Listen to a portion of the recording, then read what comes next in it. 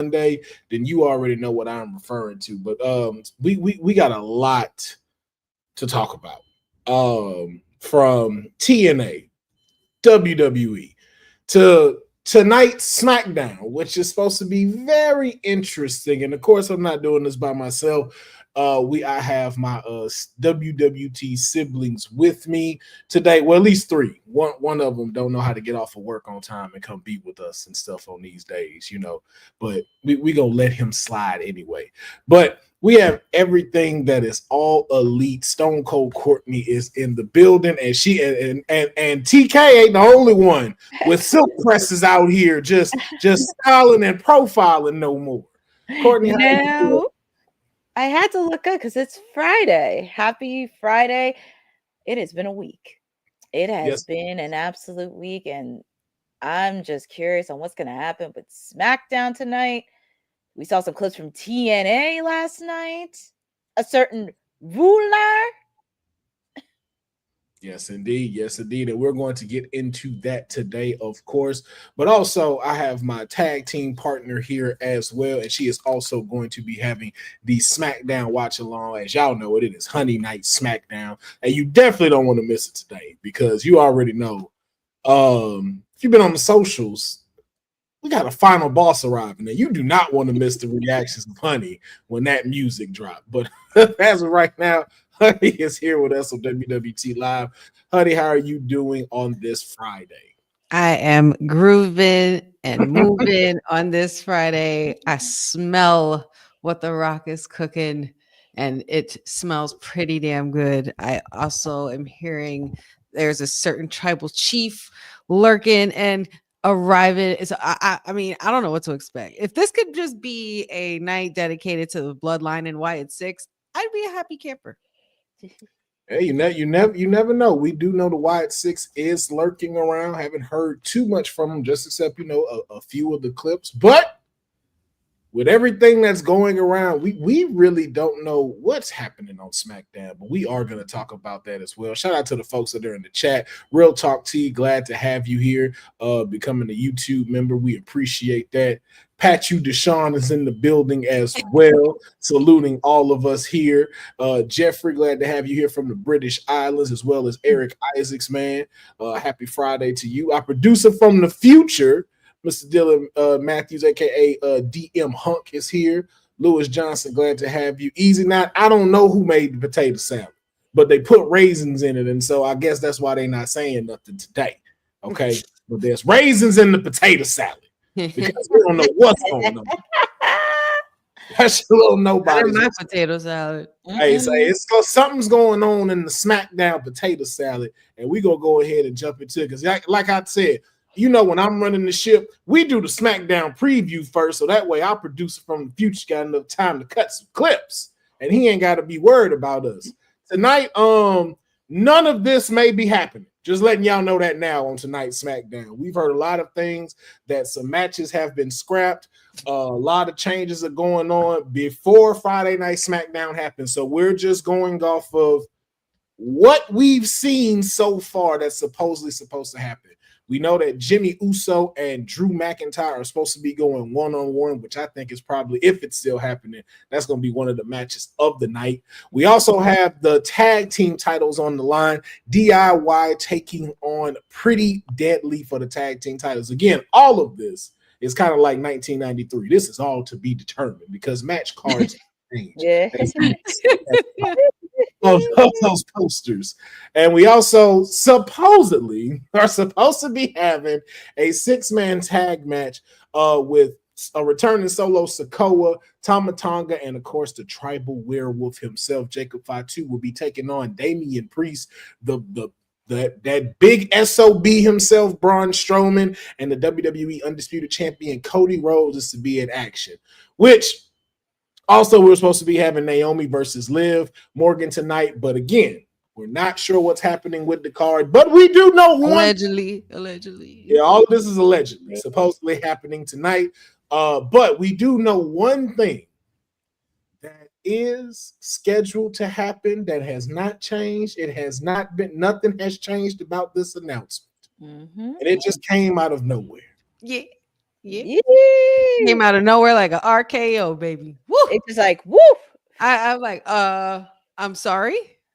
Finally, the final boss has returned to SmackDown, and he is returning tonight. Not only that, we saw a very cryptic video that just came out about maybe 15 minutes ago with a watch on the ground and a back landscape of New Orleans.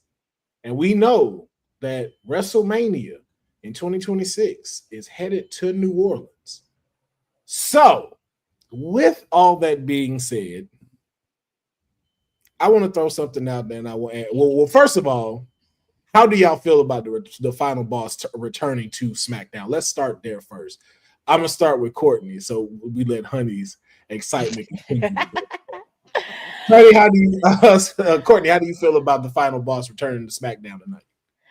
This came out of nowhere on social. I really thought somebody pulled a joke because I was like, is he really coming? Or is it like the IWC pushing everybody's buttons? But it was on WWE's legit socials, and it's like, oh, he is coming. But also, it's very curious. He's coming during the road to WrestleMania. So we don't know what to expect from the final boss. It could be facing the tribal chief, possibly talking about next year's WrestleMania in New Orleans. But there was a little theory that I had right before I came on here because there are so many different angles. And somebody posted a question, who would be the person to interrupt The Rock? And one person came to mind was CM Punk. Because CM Punk apparently has a little bit of history of The Rock, and he has a certain favor from Paul Heyman. So in the past, he's made promos about The Rock, but I'll just leave it at that, and we shall see what the great one, the final boss, has to say on his show, SmackDown. Yes, we will. Honey, I know the pot. I know the pot is boiling. The honey is boiling over the pot right now. How do you feel about the thoughts? Excuse me, thoughts and feels on the final boss showing up tonight on SmackDown? Thoughts and feels is basically, well, damn, I am so glad I'm here for Friday Night SmackDown because I know I've missed the last couple weeks, but I'm just so elated that something's happening. I love that feeling. It's giving me that fresh new feeling of something's happening and I don't know what, but okay, I'm with all the smoke. You know what I mean? And anything that has to do with the final boss. Also, the thoughts with as far as the watch in New Orleans. I mean, that can only mean one thing. He could be making an announcement as far as Mania goes for next year. Also, I think he's coming to ruin someone's life. And as far as CM Punk and Courtney's thoughts of as far as CM Punk being involved in these thoughts, I don't even think CM Punk should even go there because we know where that led to the last time. And there was no favor then, but that favor still might come in handy. But how, I'm not sure. But I'm just excited that we get to see the final boss tonight. I mean, you guys get to watch it here live with me. I'm so excited. Yes, indeed. So now here's something I want to throw out. It's been floating around of course, what could be happening. And there are 5 conspiracies that I want to throw out. And I want to know from you two, as well as the people in the chat, what you think is the most realistic theory of why the final boss is showing up. Who said we're upset? I'm not upset. No, you're upset that you're not here, Dion. That's what we're upset about. Yeah.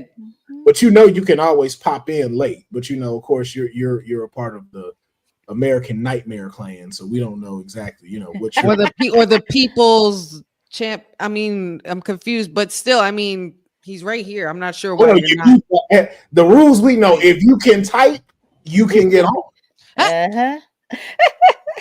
Throwing that out there. If you get type, you can get on. Is what it seems like. But I like being punctual. Well, Cody was late with his story and just popped out of nowhere. So you can always do the same. But let me give y'all these theories. So here's a number 5 theory of why the final boss is showing up. He is here to reveal that Solo Sikoa did it for The Rock and attacked Cody Rhodes as he returned back. Man, stop it. Oh man, hey, These are the theories. These are the theories. So I guess we're tossing that one out. I mean, I do want to point this out. Solo wearing white is a little sus. I've been used to seeing him wearing black and red. He was wearing white last week when he returned. So why is that sus to you? I mean, not sus, but I just think that's something that we should pay attention to. You know, like everything is in the details. You know what I mean? Like I'm all about little details. Yeah, pull the thread. Where do you think that's leading to? I think we're on a different kind of journey with Solo Sikoa. Okay. I think Solo Sikoa is going to come down to some kind of era of his ways and realize that, but it's not gonna bode well because of Jacob Fatu running around. I feel like we could be going at a solo run with no ties to wanting to be called tribal chief or anything like that, because he already lost to Roman. He lost to Ulafala. Maybe he's on a path to redemption, and maybe we get Jacob versus Solo eventually, because Jacob is not going to be with that. Like he said, he's all gas and no brakes. Very and true. Solo, there was really not much. Solo couldn't even control Jacob at this point. You know what I mean? Jacob at this point is becoming bigger than Solo as we speak, week by week, as we've seen. Yeah. So, but yeah, okay. That's why it's a little sus to me. Okay, I can see that. So here's the number 4 conspiracy theory about the final boss returning. The Rock returns so CM Punk can't main event WrestleMania. Cue in the Walking Dead scene with Rick and Carl coming out after killing Lori. Oh man. Oh no. I mean, that would be Punk's point of view. You know what I mean? Like but do y'all feel like in that does that theory have any validation with everything that's going on? Would the final boss come just to do that to CM Punk again? No. Well, no. I think Rock's problem is bigger than Punk. Okay. Yeah. So then let me jump to number 3 then. Mm-hmm. The Rock comes to convince Jacob Fatu that he no longer needs Solo Sikoa. Ooh, that could be for some reason I like that. Dylan, you gonna stop with this disrespect. I'm gonna talk about Australia for the next 30 minutes. We had this discussion on Monday. Dylan, don't do it. Dylan, don't do it. Don't do it, Dylan. Please, we'll wait. Do it. There's just some lines you don't cross, and you tap dancing over the line right now. Okay. Oh my God. Right. Don't poke the bear, as they say. Yes. Lion or whatever. I'm all of them. Don't poke the hybrid. Okay. No. All I know.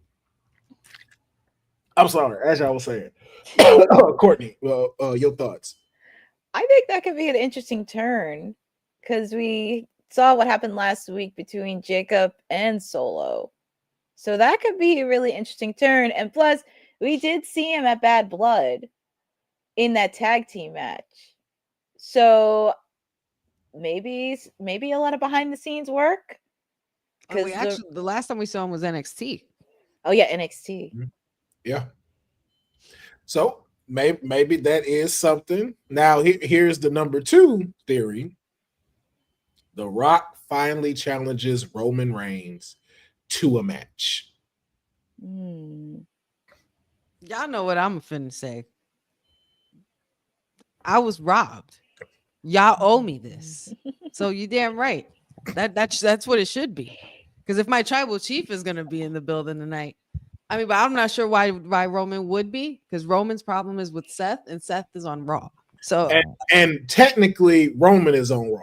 So that's the only reason why I would say that's true. Roman might is on not work is because they're on Raw. But anything from seeing, like, of course, I don't know. Again, we don't know if the match is still happening. We had Naomi versus Liv. So who's to say that it can't jump over for one night and Roman comes? So I don't want to completely knock it out. And the number one theory that everyone has, he announces next year's Mania, says something cryptic, then leaves. The way y'all both got quiet, as I said. I don't want that to happen. I really don't, But honestly. I don't want that to happen, but you know what? It would make sense. But And it would make me want to like it's punch just- the writers in the face so bad. But I think like that's the fan in me. But from a perspective as a viewer, like watching a product, I understand it. Because this is what you do when you're Dwayne Johnson. You're attracting the masses in the world, and you're gonna make people watch. Like I'm not gonna lie. Looking back at it now, I was a little upset that he gave me that NXT stuff. I'm just like, okay, I'm not sure where we're going here, what it's supposed to be. The only thing I did enjoy was the backstage segment with Ethan Page and Ava, and when he was there with his daughter. Other than that, I was just like, I could have really done without this. You know what I mean? But I don't want. I was there. I don't want. Well, no, I get that. I understand, Kelsman. That of course. But if you're gonna come back and do something like that, then do it the same way that you've been doing it with Bad Blood. Just keep throwing a teaser on the way to WrestleMania or something, like, you know what I mean? Like, but he always does know what to say, and he knows how to give us that selling point. But any one of those theories would be awesome. I would any one of them would be good. I mean, maybe it's something that we're not even looking at. No, it's definitely number one. It's definitely number one. After seeing the video he put out with New Orleans, that's definitely. Oh well, yeah. And the casino. Did he put out a video with the movie Casino recently too? Or put out a video? Yeah. Well, that's for something else though. That's for that has to deal with the new movie that he's going to be doing with Martin Scorsese and Leonardo. So yes. Yeah, so studying is what he was trying to let people know, that he's been definitely studying for this role that he's about to partake in. But I think that's really what it is. WrestleMania. That he announces the WrestleMania in New Orleans, and maybe he might announce a match. I mean, what was the thing where it said some? Whoa. It was like, Epiphany. But okay, I'm just gonna let Pat do his thing because he's probably fixing it. What if that, like, because then isn't there something that wasn't there like a tweet or something that he put out that he's coming to F someone's life up? Could be. That's why I said it's and just come back and screw Cody's life up. That's the one. I mean, it may be that, or it may be Punk, or it may be Seth. But who? For double stomping Roman like that, like, yo, I'm gonna mess your life up. Nah, Roman's gonna demolish all of it can happen. And I think even announcing a match for next year, we've seen Rock do that. And it's not like it wasn't exciting when it happened. So if he was even come out and say WrestleMania in New Orleans, Rock versus Roman, like, that is still just gonna explode everything. But come out and give me Final Boss Rock. Like, I mean, it's like the Final Boss return. No, of course. No, I get that. No, I get it. But not like, not like what he was doing on NXT. Like, that wasn't the final boss. Like, and the debut on Netflix and everything, Raw on Netflix. Like, that wasn't the final boss. The final boss was beating Cody's ass, calling everybody crackhead Karens and meth head Marys, and throwing concerts. Honey, that is the complexity of the final boss. The fact that that man is kingpin right now. Okay. Look, there we go. Oh, hold on. No, we need to bring him in yet. No, I was gonna know. The people's nightmare is here. Well, see, I like to be punctual, but I was messaging on my way, and then, like you said, if I can type, I can get on here. So I rushed to get on here. It's Dion from At All Star Fandom. Quite frankly, you need to go back to the drawing board because your game absolutely sucks.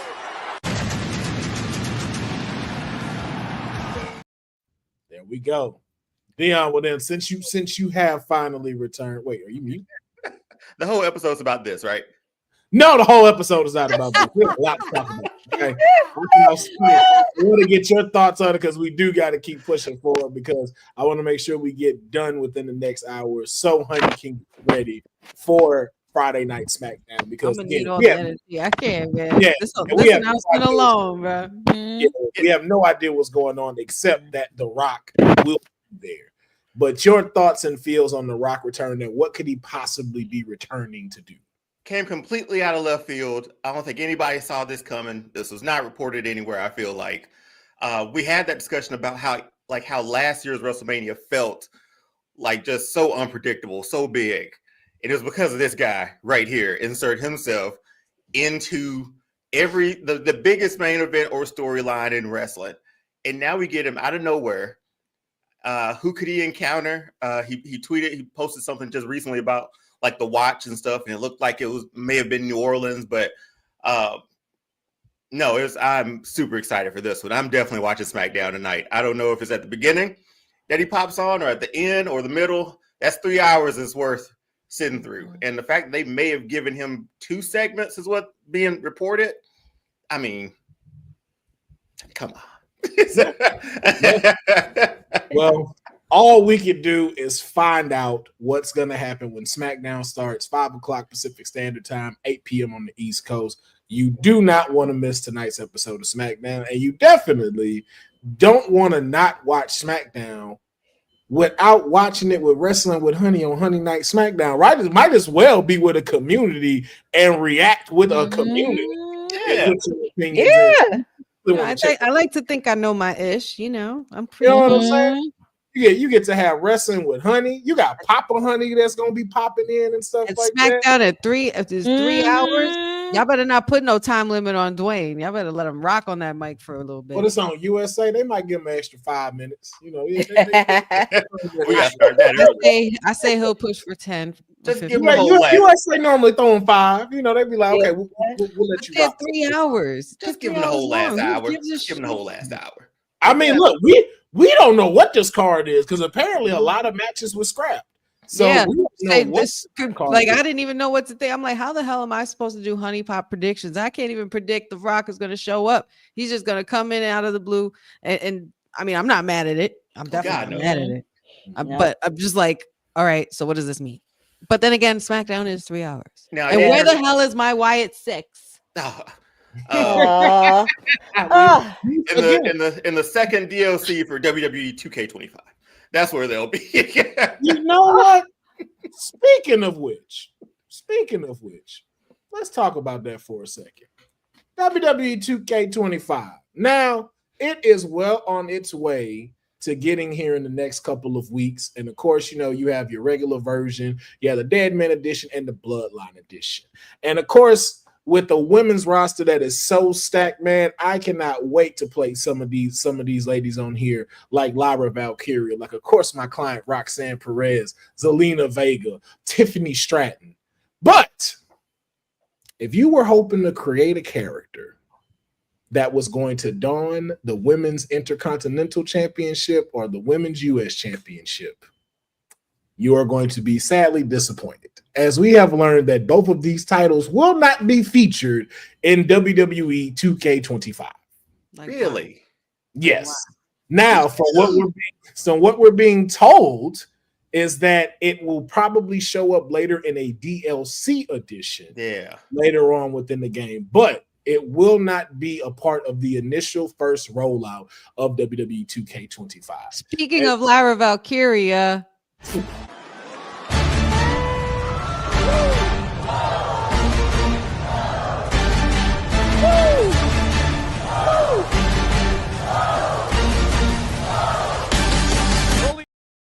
this video's so long, man. Man, I promise I didn't bring her up just so she could play that when you popped up. That video's so long, man. It just... That's a terrible transition. Hey, said. That's an awful transition. I don't know when I'm gonna delete that video, but I'm gonna give it until after WrestleMania. Like either y'all gonna delete it or I'm gonna delete it. I don't I'm letting you know now. I don't think they're gonna ever let you delete that. He's gonna delete it when Lyra Carrier loses the IC title. Yeah.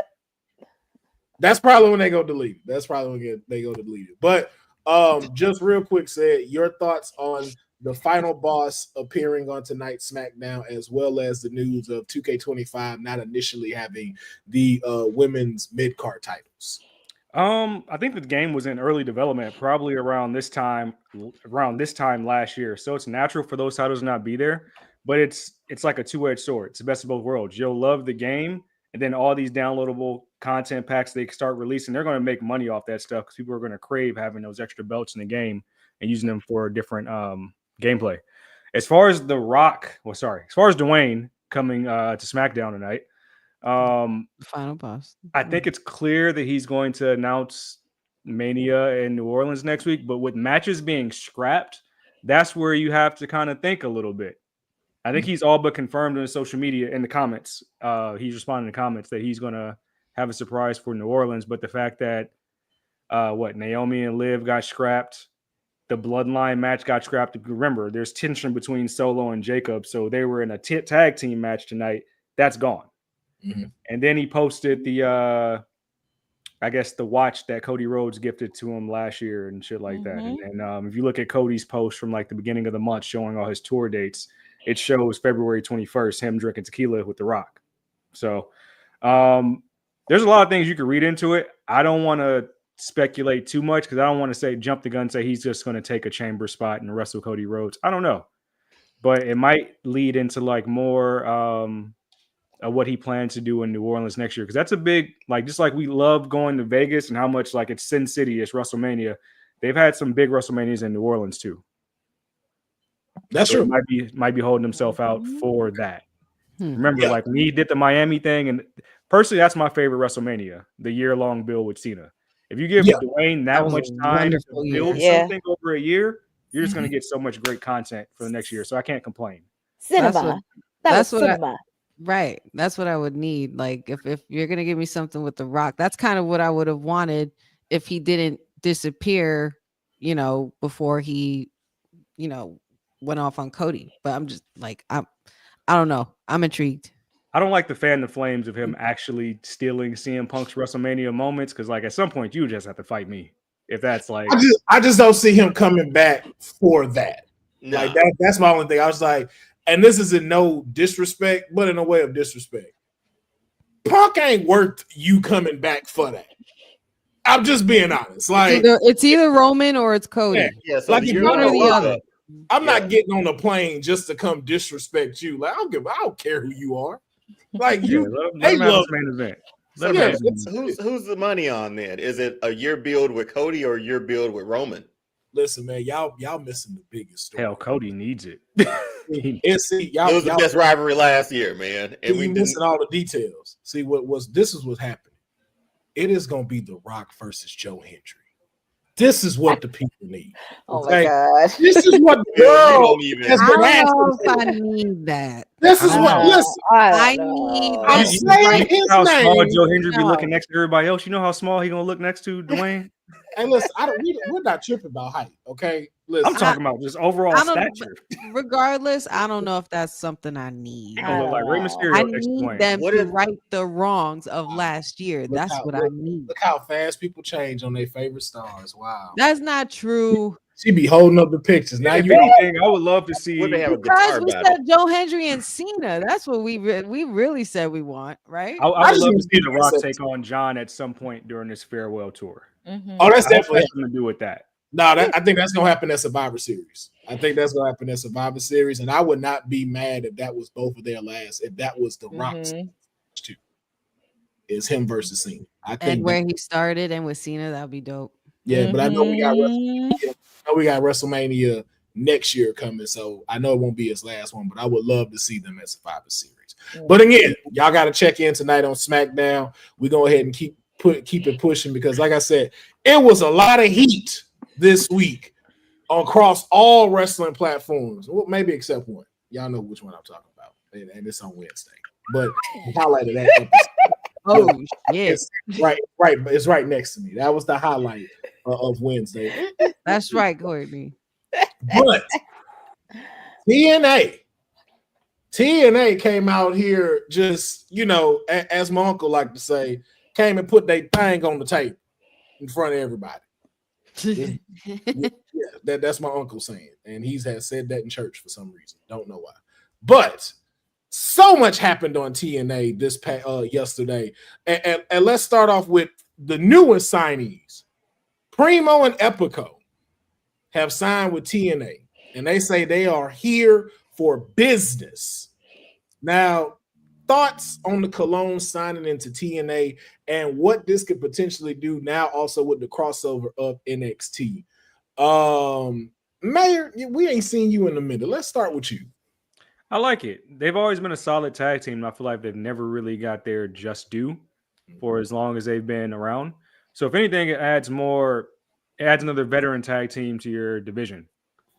With the TNA partnership, I think we're starting to see those big stars cross over, and then it's more even crossover because like people are going to TNA as well, like seeing Oba go to TNA and Moose come to NXT. I think we'll see more of that as we get towards the bigger shows. But I mean, with the announcement of NQCC challenging the Hardys, you might see more of that because I see Fraxium without contenders right now.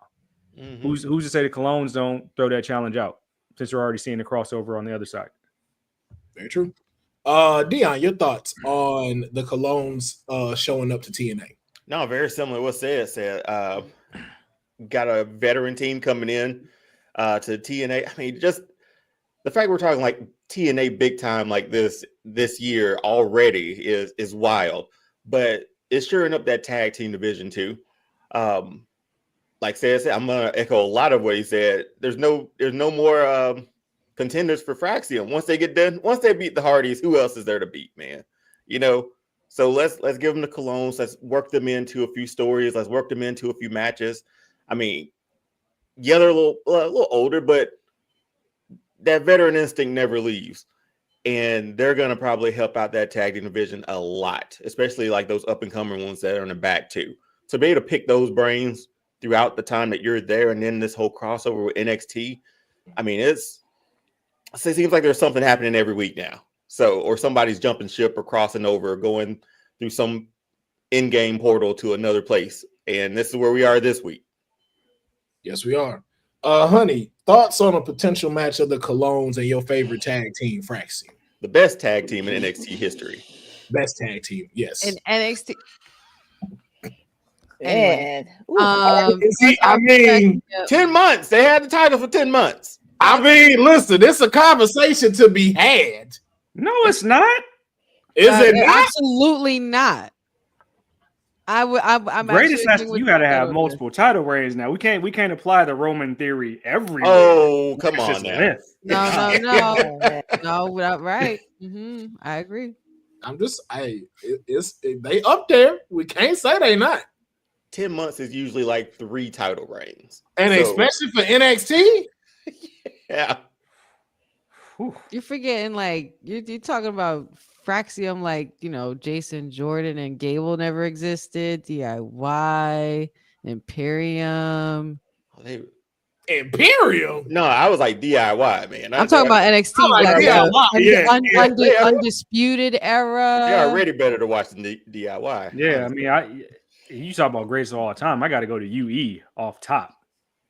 Any 2 of the 4. Like, they've held the belt so many times. I mean, that's again not saying they not in that top 5, but we can't act like okay. If you tell me top 5, but I'm not. They not 3. They're not in top 3 yet. But you give me, I'll do top 5. Ooh. Give me who's okay. So we know DIY, undisputed. Who's third? Damn, who? What's the boys? I'm thinking over in AEW NXT, now. I want to say the Revival. Yeah. Yes, the Revival. Yeah, that's another one who had some strength. That's about right. But they had great matches with Jason Jordan and Gable. with Mhm. Yeah, American Alpha. Alpha. Yeah. Yeah, but I'm gonna be honest. Fraxium matches are way better than that. If I'm Oh, just being honest, It's like watching Here Comes the Pain. And NXT Like and a video lot of game. people don't know War Raiders the way we know War Raiders. War Raiders and NXT Black and Gold NXT were a whole nother animal. Street and Profits. AOP. Street Profits, Yes, Authors of Pain. But again, it's a Swath, conversation to be. MSK 2 times. Like that. I beat this dead horse all the Enzo time. Amore, They should be and 3 Big times, but Cass, they were even 2 though they wouldn't times. win titles. Yeah. But your thoughts on a potential match between the Colognes and Fraxium? Honey? Oh, okay. Yeah, before Dion wanted to open a Sorry. can of worms. I mean, don't forget that tomorrow is Saturday. I hope just don't forget Oh that. That boy. is gonna be a beautiful day. Yeah, we But- also gonna talk about that after. I ain't gonna do that to you on live. But Oh yeah. no. You got after class. After Okay, class. okay, sure. But my thoughts on Fraxium and the Colognes. I think it's smart. You like Dion and said's points where that you need somebody in to work them into a story just to keep them in the loop. To eventually get to the Hardys, because that's pretty much where it's gonna go. But I think it's awesome for the Colognes. They're honestly a tag team that I can't I shouldn't even say it like this, but I can't believe when we think of great tag teams or entertaining tag teams, I don't think their names really come up enough because they have put in a lot of work. Right Oh, you right about yeah. Yeah. Yeah. Who the Ascension during NXT? That was fun. Those were good times. But yeah, I think it's a great idea. I think it's going to be awesome, and it's good to see the Colognes, man, and they look great. Yeah. Oh yeah. Now, Courtney, I want to ask you a different question because we want to talk about something else that happened on TNA. Something I don't think any of us saw coming, but apparently TNA is ready to walk with a certain superstar now. And he goes by Elijah. Elijah made his debut into TNA during and had a concert almost with my God. champion. Now, Courtney, I just want to know. Ricky Saint, Elijah, a couple other stars that we're also going to talk about. As the representative of AEW, how are you feeling about this? Because recently, all of us were under the assumption that he was going to be all elite. Wasn't he in all white with group, right? Yes. Yeah, Ring of Honor. Yeah. And now, not only is he in TNA, but now still kind of back in the fold. Yes, as well, Dylan Vaudeville's, yeah. Is back in the fold still with WWE. So, thoughts as an AEW correspondent, your thoughts on seeing this last night on TNA? This was actually a surprise because I didn't expect him to show up at TNA last night, interrupting Joe Hendry. And, I'm trying to put in from the business side and branding side because we don't know what happens backdoors, especially when it comes to contracts and whatever happens backstage. And God forbid something did happen backstage. Maybe the deal wasn't there and maybe he wanted to go back to TNA and there was something of an appeal. But I am happy to see Elijah back in TNA, especially, oh God, Dylan. That's funny. I mean, that is pretty funny. I have to admit that is really funny. That is really funny. But just seeing Elijah challenging Joe Hendry and possibly be his next future contender, that is wild. But I mean, look, I said what I had to say after what happened with Ricky. They got to focus on their pillars. I mean, that's something that they have to do. And this is going to be the hard lessons that they're going to have to learn. And if you do not have anybody that's ready to have those uncomfortable conversations, give it to somebody that is willing to say it to the office. Very true. Cedric, let me ask you. with Elijah now challenging Joe Hendry and being in TNA, do you think being here, he finally gets to have that stardom that we all started to see with him, but never really got the shine in WWE? Do we get to see that within this new version of him in TNA finally? Absolutely. I think he'll be able to really show his creativity because he had a lot of start and stop pushes. Like it killed his momentum. Fans were behind him. They were selling merch, but then they never really strapped him up. And he had so many different rivalries and storylines. But I think here is where you can finally see what the character was fully supposed to be, fully matured. And he has range. I mean, he did the Ezekiel stuff. This is obviously his third brother. And I He mean, stole it from me, Sid. He stole it from me. That was Elias to Elijah has to be the greatest like name transition ever because it just rolls off the tongue the same way. It does. Like it's so simple. It's like I don't mind Ricky Saints, but it takes getting used to. Mhm. Elijah is just like I feel like nothing changed. Who's ready to walk with Elijah? It You still can works. it just still works. Yeah. Dion, how do you feel about him going into TNA? We have seen so many superstars like a Drew McIntyre, like a Bobby Lashley, go in and really be able to thrive. But also with this NXT crossover, do you see a potential crossover working into NXT with Elijah? And if so, who would you like to see him work with Oh God. over at NXT? Yeah, because this sort of naturally fits. Like he'll get the push because when we're talking about how it was back then for McIntyre, it was, like you said, that NXT partnership wasn't a thing. Now you have that possibility of him Fandango popped up on NXT a few weeks ago, man. Like the idea of like these superstars not crossing over anymore or not crossing over as much this year, it's gonna be big. But if I want to see him up against somebody, oh man, on that NXT roster, you know what? Let's put Trick with it, man. I wouldn't mind seeing Elijah, pardon me, versus this sort of Trick Williams with a little bit more of an edge, I guess. So let's make. I don't know. I mean, let's make it work. They can make it work. It got to be the Don. I was just gonna say it needs to be the Don. Just because the family got to try to the go through all Don. three of them. The You got to go back Don, to each the stage Don, character. the I should have Don. stayed away. They got to Uh, kill each version, Elijah, Elias, and Ezekiel, and just be frustrated every time. That would be hilarious. Yeah, he doing Mick Foley duty. Oh, that'd be great. Oh my god. That would be great. Three faces of Elijah. Yeah, that would be great. All three of them got a concert going. I am here for that. But good to see Elijah on TV.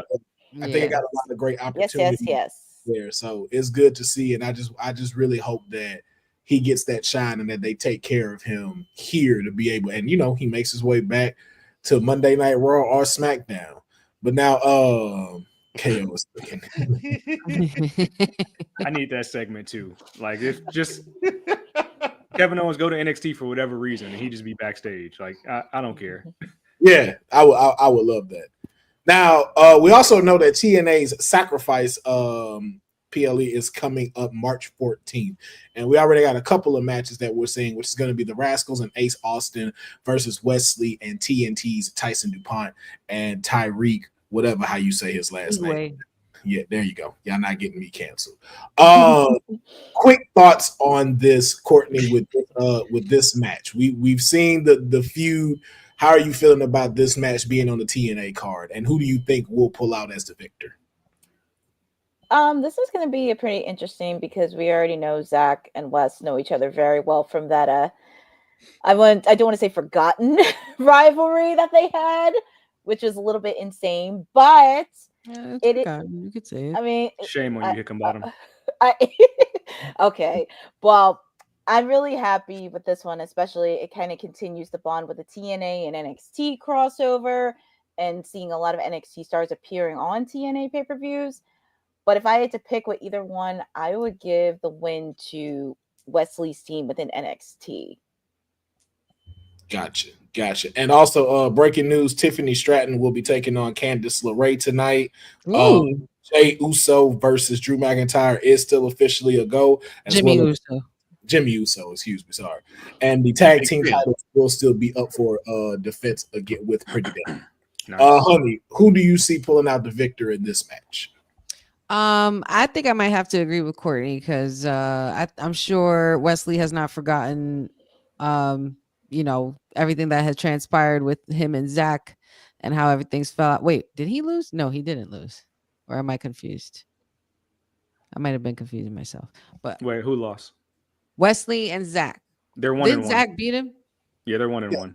Zach 1-1. Okay, so yeah, I feel like that's just gonna be the song that never ends with them. But I do think that Tyson and Tyreek have very big potential, and this is just more so about working with veterans and the Rascals, and Ace Austin is something special too. So this match is definitely gonna be probably match of the night.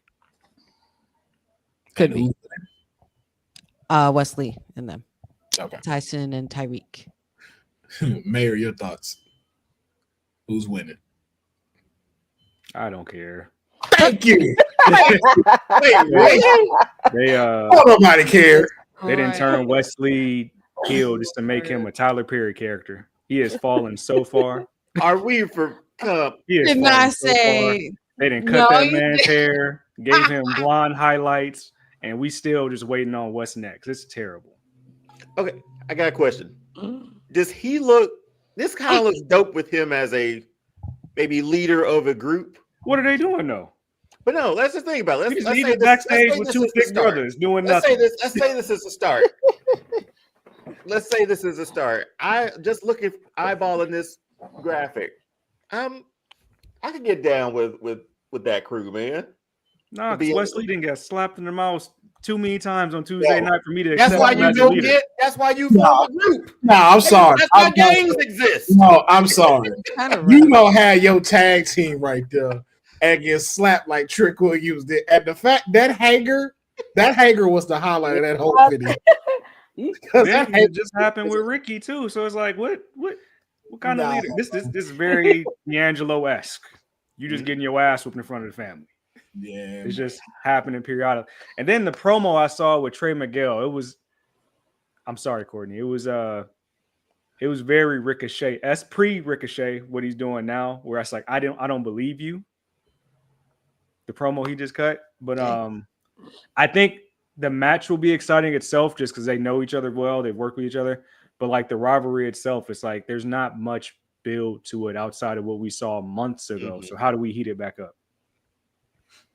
I feel the same way. I don't care. Dion, though, who do you feel is out there? I'm looking forward to it, man. But I don't know. Yes. This affects your That. Tuesday nights. Mm-hmm. Ha! That.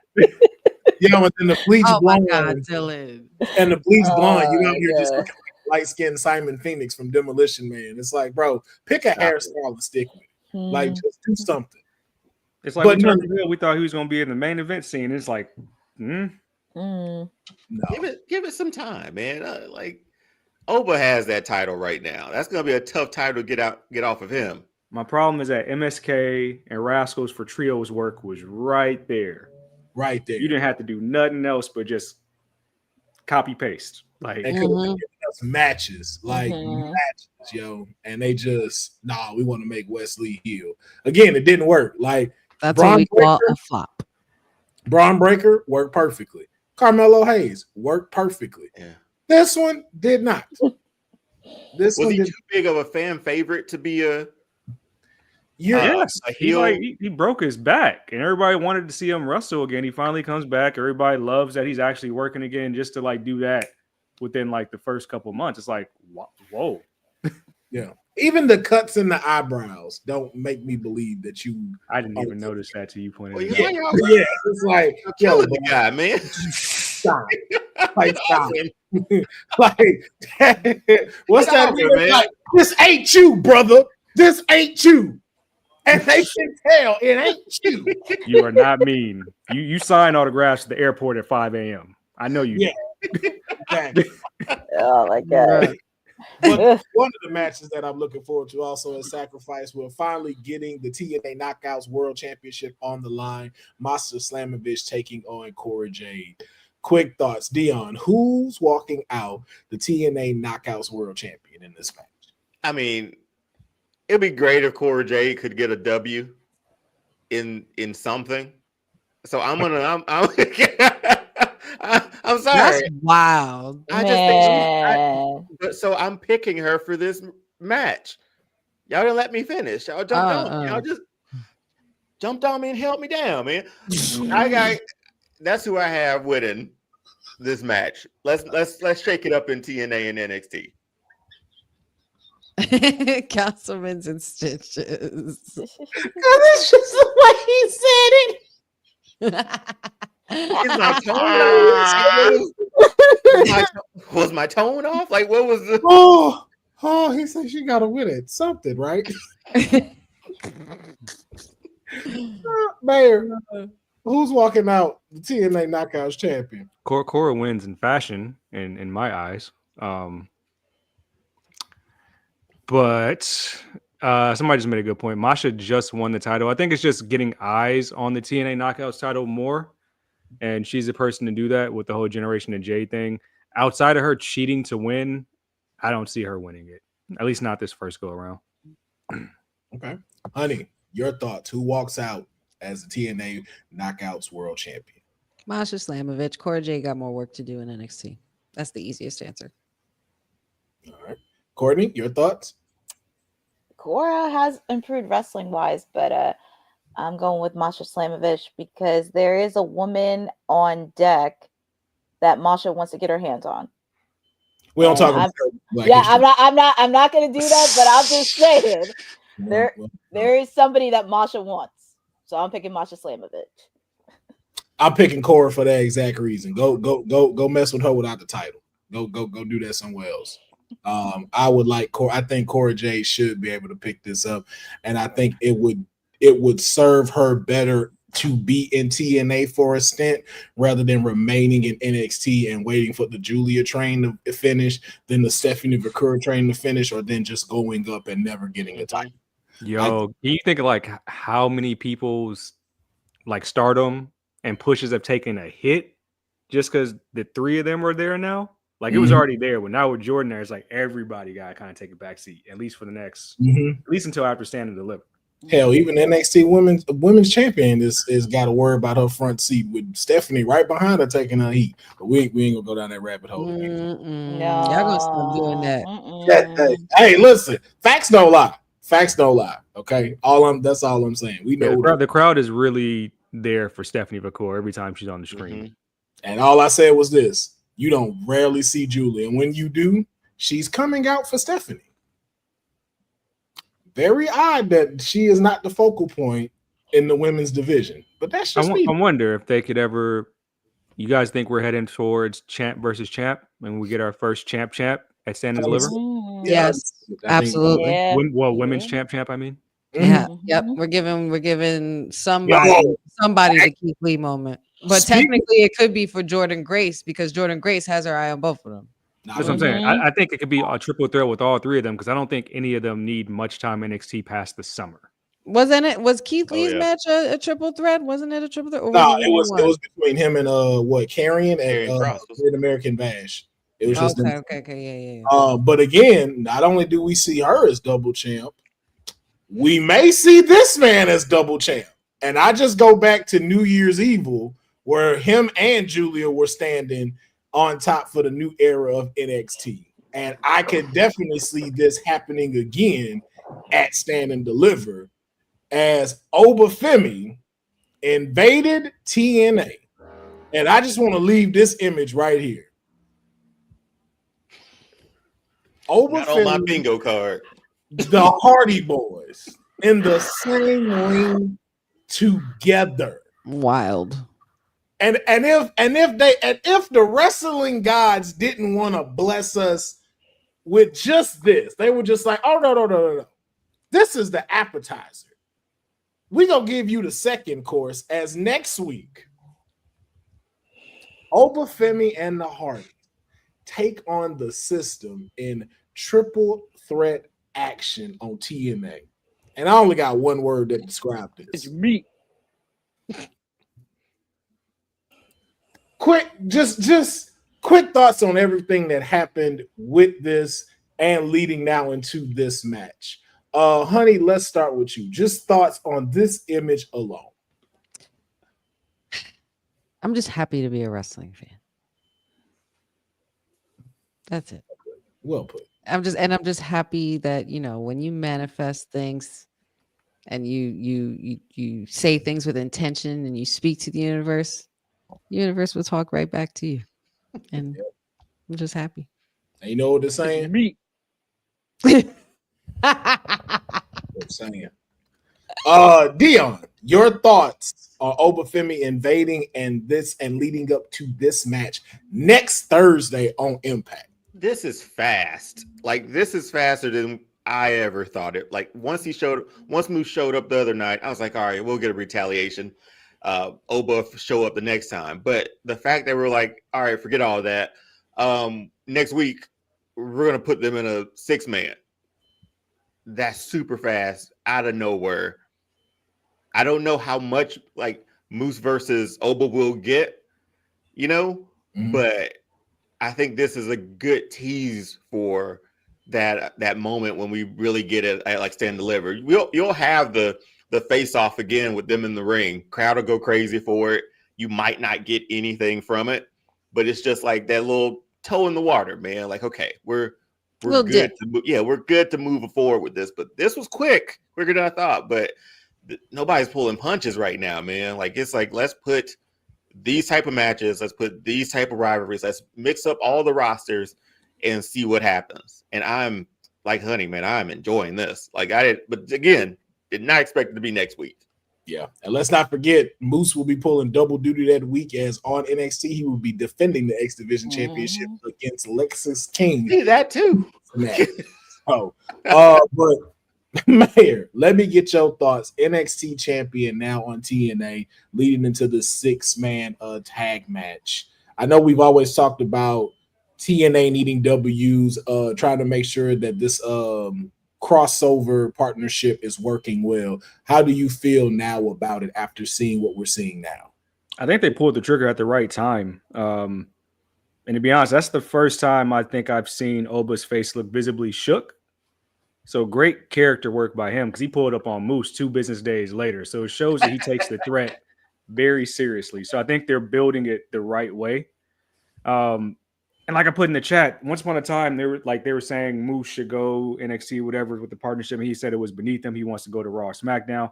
So I think there has to be some type of big deal in place if they ever do this match. Like, I think it's something where Moose might go over if we ever get there. Champion versus champion, but the way they're building it, and it might not even happen at Stand and Deliver, they're doing it the right way.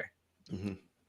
I think you know what, looking back on the comments that Moose made about going to NXT because he thought it was beneath him, I think that what he initially meant, now thinking about it, is that not that it was beneath him, but that he felt like there wasn't someone worthy enough for him to make that move to step over.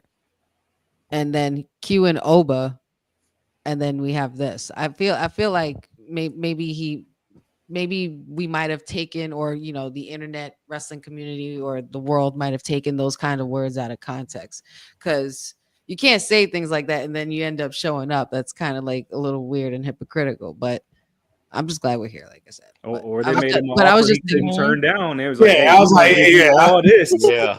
I was like, either way, it's still hypocritical because you said the word beneath you is still one of those like, Like, I don't know about that when you got the greatest women's roster on that same brand. So yeah, but he's not wrestling women.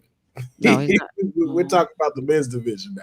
Men's but division also is getting a huge facelift now too. You can see it big time every week. Big time. And but the mayor has a point. Not gonna lie. This dude got WrestleMania match written all over it. And this could surpass Stand and Deliver because I would not be mad not seeing him defend that stand and deliver and let the women close out. Let So him defend at WrestleMania. I mean, but again, like how they're building it right now and how everybody's behind it, maybe, Yeah. just maybe. I like that the possibilities are there and that it just keeps growing. So, Courtney, before we move on, let me just get your thoughts on this and seeing Obafemi with the Hardy Boys. Your thoughts on this? Cinema. Pull that clip because it's just never would have thought the ruler teaming up with the Hardy Boys. Man, It's just man. there'll be a lot of this and Now I gotta watch TNA Right. next week. Everybody I does. gotta watch. I gotta Oba's watch doing next that. That'd be Thursday. great. I know. It's like I kind of need to watch TNA next week. I have to watch Impact next Thursday. Yeah, so y'all got to make sure if you can get to Access or I believe they're on the TNA app as well. This is one of those times to get it because you do not want to miss matches like this. TNA, NXT, all of wrestling is cooking up into Honey's point. It has never been a more incredible time to be a wrestling fan. They are booking stuff straight out of a video game right now, and you love to see it. Now, speaking of which. That's not a segue. I don't know why I said speaking of which, because it's not. Moving on. Why? Whatever that boy name is, he got a contract now with WWE. Brock Rex Steiner. Yes, Steiner. Yes. And we just talked about so much good stuff. I was like, I should have started with this. Yeah, baby, Big Papa Pump. Hey, when he ever comes to the roster or whatever, Jordan gonna have to give up them sirens. That's true. You have to release them sirens. Hey, listen, them sirens gonna have to go. Well, Brian's gonna have to give up his whole move set. Nah, that's Steiner sirens right there. Them Steiner moves, so you gotta do it. But he is definitely making his footsteps closer towards the WWE as he has just signed a contract deal with them for WWE's NIL league. So I just want to get y'all thoughts on Baby Papa Pump making it steps closer into the WWE. Do we get Braun Breaker level? Or do we see something on a different path like Alexis King? Dion, your thoughts? Man, that's tough. Because look what Braun's doing now. And even when he stepped right into NXT. But I'm not gonna it's something about those Steiners, man. I'm never gonna bet against them. And especially this being Scott's son. And again, big shoes to fill there. But I think this kid's an athlete, and just like his brother and his uncle. But from an impact standpoint, we have to wait and see, man. This NIL deal real quick, and he's like, what is a freshman, sophomore in college, like somewhere around there. And he is something to deal with on the field too. Yeah. So I mean, Brian played over at Kennesaw State, so I mean, they're all athletes. They'll all be able to pull off wrestling. It's just like, what's that impact going to be? We have to wait and see about that. But they're protecting Braun, so I would expect they do the same thing for him too. Protecting and guiding him, so I would expect they do the same thing. Dylan just all under Okay. Now I can see Dylan's been on one all That's week. funny. I can't. Honey, let me ask you. I'm going to ask you the question that Boza posed. Do you think he'd have been given this NIL contract if he didn't have the last name Steiner?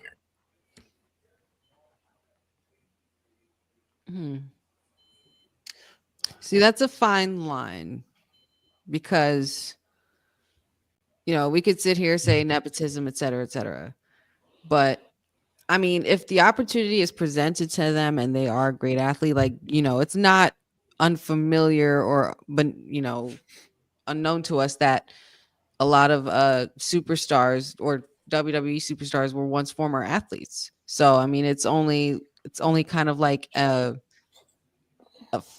not really fated or destiny, but it's more like of an inevitable route, especially with a last name of someone who made an impact in the wrestling business. but because like a lot of things, it's always not what you know, it's who you know. But with wrestling, it is definitely what you know and who you know. So, I mean, I think regardless of the last name, I think he would still been given a contract. It's just about what he does with it. Yep. I'm really hoping. I really have high hopes for the kid because he's amazing in Jackson State. Oh yeah. Courtney, your thoughts on this contract signing with Baby Papa Pump?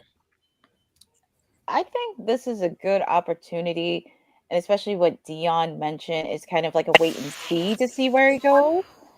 Because I'm very curious on how the road is, and also if the opportunity is there, I would just take it and roll with it. So it's pretty much a wait and see on what he's gonna do, and I'm very curious on the journey he's gonna be on. And I wouldn't mind seeing him be on that Braun Breaker type of level, but it's just a wait and see. All right. Mary, your thoughts?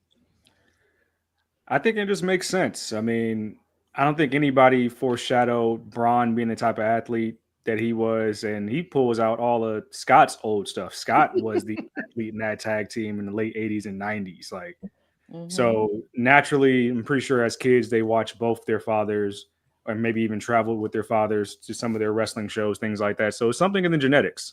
So I wouldn't write off anything yet. And the Performance Center, as we've seen, has literally molded college athletes into what they want them to be. So why not take somebody that has the background and pedigree and knows the industry from their family as well? Yeah. He's 6'2", 225 right now. Wow. I will say I will say redshirt senior. I will say it as simply as this. Yes, you can have a last name, but like to Mayor's point, it's all in genetics. And the biggest ones you can look at the Anawai family. You got people in there who didn't even think they were going to be wrestlers, like Jacob Fatu, and now look where he is now. Zilla, who also did not look to go into wrestling, and they decided to make him go. Look at it; it really is in the DNA. It's in the work ethic, and it is what you decide to push. So, even as much as you having the last name, it's up to you to carry it. And you've seen that a lot of these next generations that have come from these legends know that if I'm going in there, I have to bring it. And I have to do something with this because of the fact I'm going to be looked at like that. And I have to be able to get that weight off of my shoulders. So we'll see exactly what's going to happen with him in the near future, like himself, like Mark Henry's son, even Evander Holt. Oh, yeah. LFG right now. But Braun didn't run no 4.340. I'm not letting SmackDown get away with that. That didn't happen. Nah, I wouldn't look that up too. I was like, don't do that. I was like, okay. The character, we'll say the character. There's no tape on this. There's no stat line. No tape. He's not 4.3 fast. No. Nah. He would not be wrestling if he was 4.3. Not at all. And you for damn sure wouldn't be sparing people like that. Because what was he? Was he a linebacker, Kennesaw State, right? He's fullback. Fullback? Was he? Yeah. Shoot. Like he's fast. Don't get wrong. He's 4.340. He might not have been close. He might have been close to that 4.3. Oh, he would have got a contract somewhere. Yeah, you wouldn't have came to WWE. I tell you that now. You would have had bank already. But what's this? With the graphic is hilarious. This is what happens when you don't read the call sheet. I was gonna say let's just don't and say we did. I found out something very interesting. Now, again, we're now living in the age where we're in, I would say, maybe brighter days for wrestlers backstage, creative, so on and so forth. I'm wondering where this is going. It's like a game show host. Yeah, I just could not shake bringing this up of the craziness that Mr. McMahon comes up with when it comes to creative. Now we've seen the Mark Henry, Mae Young hand birth to just all kind of other crazy antics. I'm dreading this. But what I found out was there was a particular storyline in the 2022 Royal Rumble that Vince McMahon wanted to go with.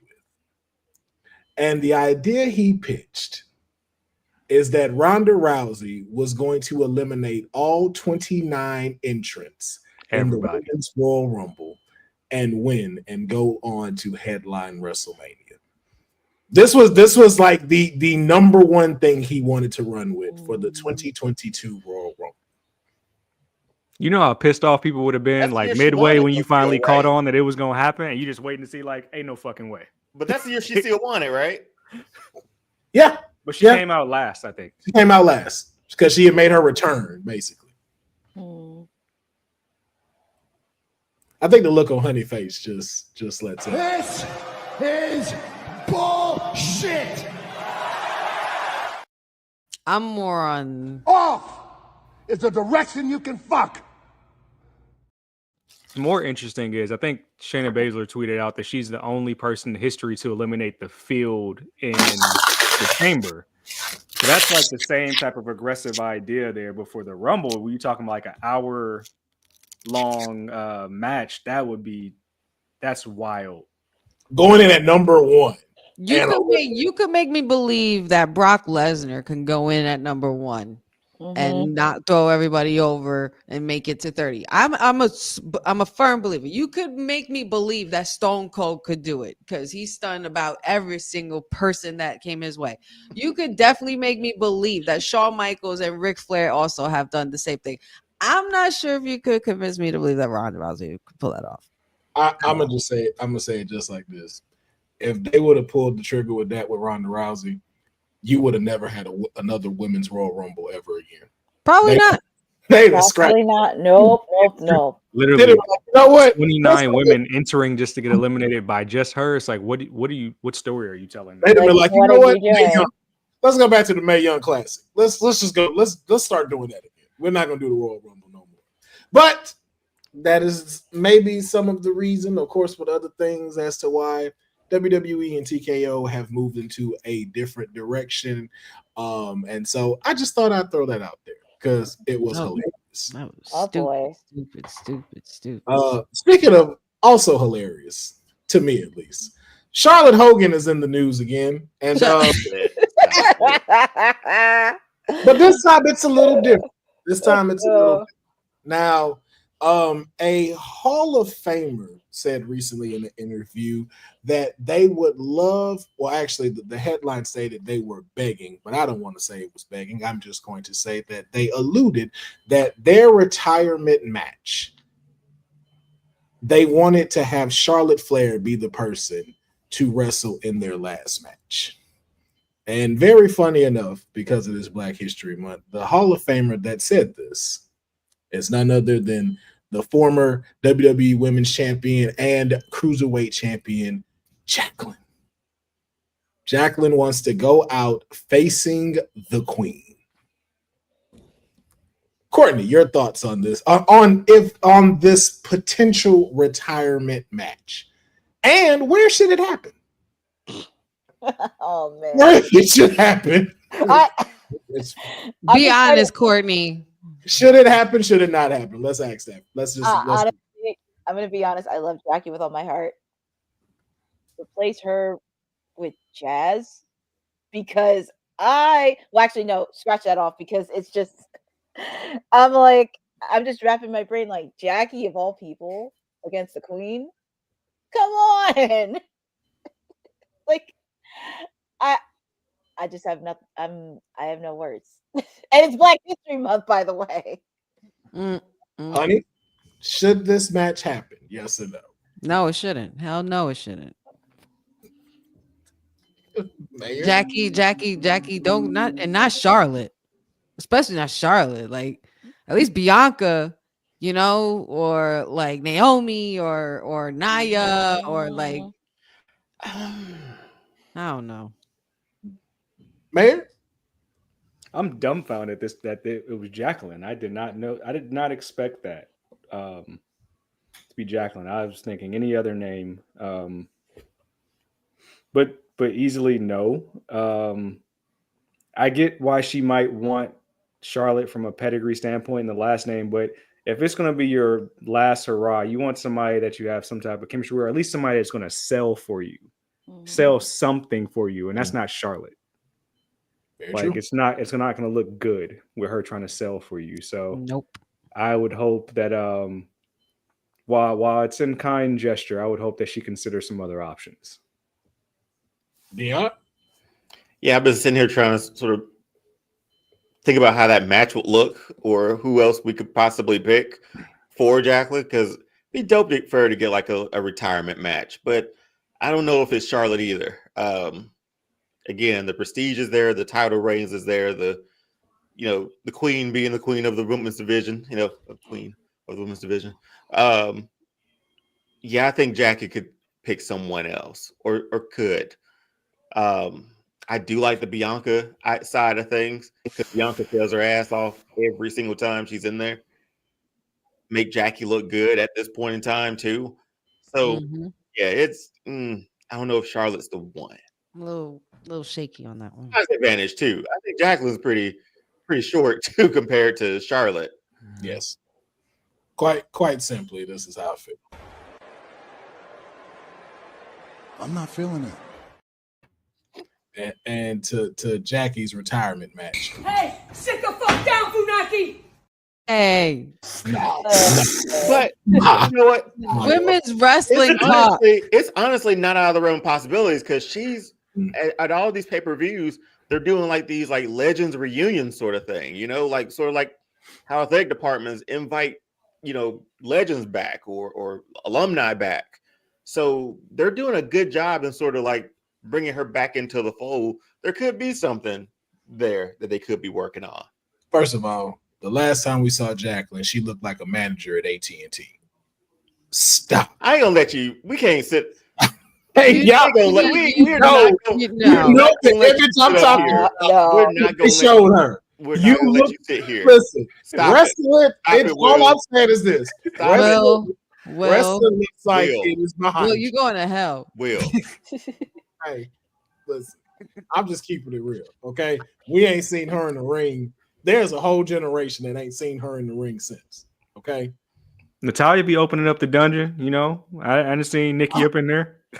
You know what? We're going to take a quick break, guys. Hey, yo, you. Yeah, you that's watching this. You sitting on the couch staring at the screen not knowing what you want to do like this is an online college. You don't have that merch no more. We can't Women's Wrestling Talk has been brought to you by All Caribbean Wrestling. Catch the wave. Go to allcaribbeanwrestling.com to check out all the latest pay-per-views or go on the YouTube page at All Caribbean Wrestling. Also, go and check out their socials on Instagram at All Caribbean Wrestling and on X at All Caribbean WR1.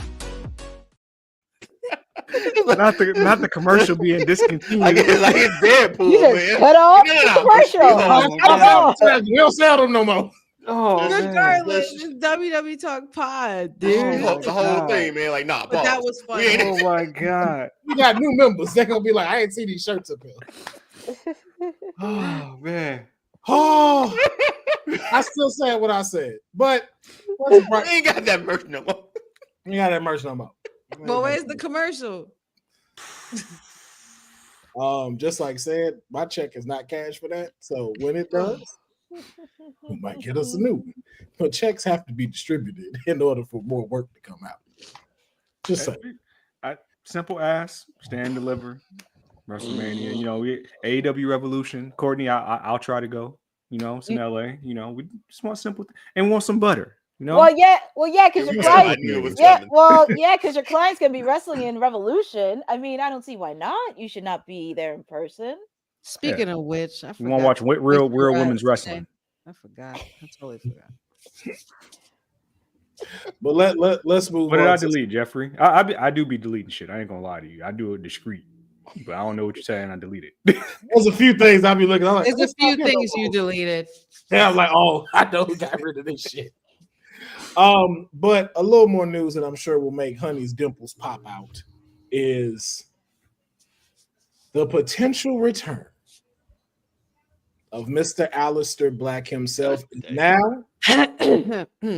even more, the greatest luchador of all time, Dominic Mysterio, gave tremendous reactions of Aleister Black potentially joining the Judgment Day in his initial return to WWE.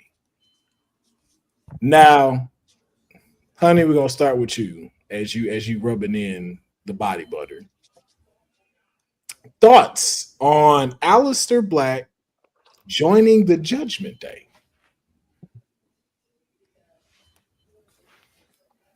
No. You not feeling it? No, and no. Absolutely not. If you are going to bring this man back, you are going to bring him back and run it back. We don't need him in Judgment Day, especially this Judgment Day. If this was Damian Priest, Rhea Ripley, maybe I'd say there's a possibility of a different story. Not this Judgment Day. I don't see it. You don't see him, canoodling with the street rats? Absolutely not. Damn, that's tough. Absolutely. Courtney. That's not Aleister's style. Okay. Courtney. Malachi Black. I'm going to go with the AEW name. Malachi Black potentially joining Judgment Day. Aleister now. Yeah. I just can't see him being with the Judgment Day. I'm used to seeing him being on his own and doing his own thing. And for some odd reason, when he was in WWE and he stood on his own 2 feet, it was just like, this guy should get some singles gold.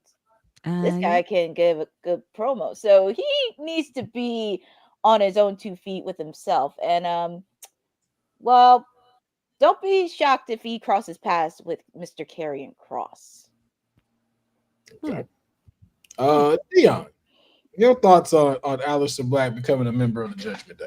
Yeah, like Honey said, it made sense at the beginning of the Judgment Day, but now they like a street gang almost, man, like a biker gang or something back there, because they don't fit the same aesthetic that they did once before. So, and like I said, the greatest luchador of all time should be the leader of the group now, but Aleister Black coming back in that capacity, I don't think that's gonna. I'm not feeling that. Aleister Black, when he went to AEW, he went through there and had the House of Black. Why would he? And then shortly after that, around the same time, while forming the House of Black, Judgment Day was formed with Edge, Damian Priest, and they brought in Rhea. So why would Aleister Black go to something that was kind of almost done in reminiscence of something that he was doing while he was on the other side? I don't think that would be smart. And like I said, he needs to be alone. He's the new lone wolf. Sorry, Baron Corbin. Mayor, your thoughts on Aleister Black potentially joining the Judgment Day? Absolutely. He'll fit right in. He can be Dominic Mysterio's right-hand man. Carlito got an apple. Give Aleister a pear. A right-hand man? I mean, he is the greatest luchador on the planet right now. He'd be right next to Carlito, chewing the pear, spitting it out. You know, you got this ain't WWE TKO. The rookie got to walk before he can run. Y'all got to be TKO now. Judgment Day. Absolutely. I don't care. No. Oh my god. Oh shit. Not a bad. I am also going to have to agree with everybody else's sentiment. Just because of the shambles that they are in now, especially with JD McDonough gone, whatever the fuck Finn is doing. You really only have Liv, Raquel, and Carlito and Dominic left. So it's just kind of like, okay, you can't put, as funny as it sounded, it's like you can't put him behind Dominic. And it's like Aleister's shine is too bright to put him in with this current group that's going on, which also kind of seems like, the Judgment Day. Yes, the Judgment Day. It seems like it's already coming to an end. So you don't want to put him with a faction that's already coming to an end. So I think the solo route is good. And what I'd actually like to see, not only with Karrion Kross, I like to see Aleister Black bring out Demon Finn. And I'd love to see that. Bring the demon back. Or even the Prince run with Aleister Black would be good. But I think to Honey's point, if this was still Rhea Ripley, Finn Balor, Damian Priest, and Dominic Mysterio, and you added Aleister Black to that, then we were cooking with something.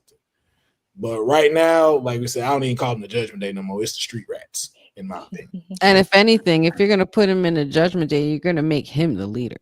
I don't care what nobody says. Well, I didn't say all that. I didn't say all that. I didn't say all that. He's taking over. I didn't say It's all a that. mutiny if he joins. I don't see. But I'm not putting him in a faction, especially if he just got out of one. He's a solo star and he deserves that. Yeah, I would much rather keep him solo dolo for now. No man is that much all ain't good. I can't now wait. Our final story. I use this picture. I use this picture for a reason. Best women's division in NXT. Thriving, shining bright, and just, of course, just y'all know what it is without me getting too much into trouble on WWT. But it's not all shiny and gold on the other side of the WWE, as we have kind of gotten back to that same reports that we've been giving that the WWE women's division on Raw and SmackDown are very frustrated with the current bookings that have been going on. Now, Sean Ross Sapp on Fightful had clarified that a lot of people were saying, it's not like 2022's bookings at the time, which is another reason why I brought up the Ronda Rousey thing. But there has still been a lot of frustration that has been brought to creative's attention as far as the booking that has been going on for the women's division within Raw and SmackDown. Now, even with the titles being added, there's still a lot of frustration going on. So I just want to get y'all thoughts as far as from wrestling fans and what you've been seeing from with such a dominant roster like NXT and what they've been doing as compared to what we've been seeing on Monday Night Raw and SmackDown. Is there a case here for that, or do we just need some time for this cooking to be able to start to get the women's division rolling, kind of something similar like NXT? Courtney, matter of fact, honey, let me start with you. I'm gonna say this is road to WrestleMania, so a lot of things are always hectic and chaotic around this time because everybody wants to get to that card. Just like NXT, just like Raw and SmackDown for WrestleMania, NXT, same thing for Stand and Deliver or Takeover or what have you. You want to get to that card and get to that spot.